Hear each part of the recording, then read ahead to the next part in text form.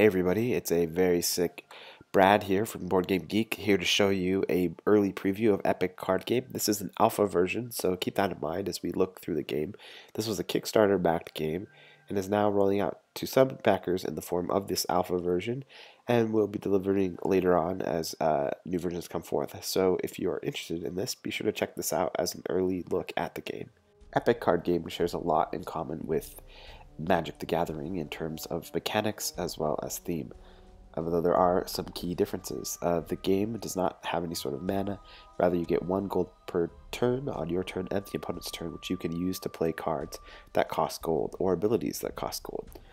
There are ways to play cards on the other opponent's turn, as I mentioned, as well as spells and abilities to buff your minions at any time.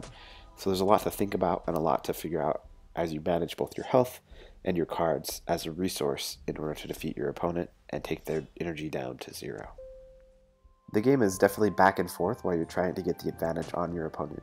Your ultimate goal is to get their HP down to 0, which in this case is me losing the game to the opponent based on a spell card. The game is still in early development right now.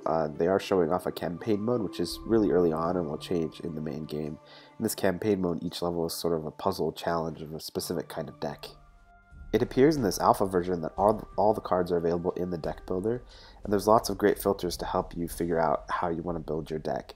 I am not an Epic Card Game master, so I'm not great at this part yet, but definitely if you are, and you can get into the alpha, there's a lot of great deck building to be had with a lot of options. The game also features online play. If you enjoy online play, it seems like there's a lot of options here. Something I loved is there was actually kind of a beginner mode where it let me pick from a specific pre-built deck rather than having to build my own. This was really interesting to me, and as a new player is really inviting, so it's something that could be seen in other games. Again, the pool is small as it is in alpha right now, but there's definitely fun to be had online with other players. We'll continue to track the progress on Epic Card Game. Definitely seems like it's a nice fit of that Magic the Gathering niche with a lot of the blind buying and difficult sort of monetary restrictions removed, as well as the UI is a lot more slicker than any iOS implementation of Magic the Gathering has ever been. If you are a new player, the tutorials seem to work for me. There are additional tutorials that will be available later, but what was there seemed to really give me an idea of how the game worked.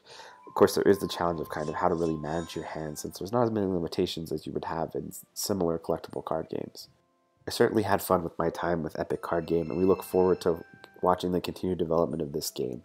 So if you're definitely interested in this, be sure to keep checking out the iOS Board Games blog on Board Game Geek.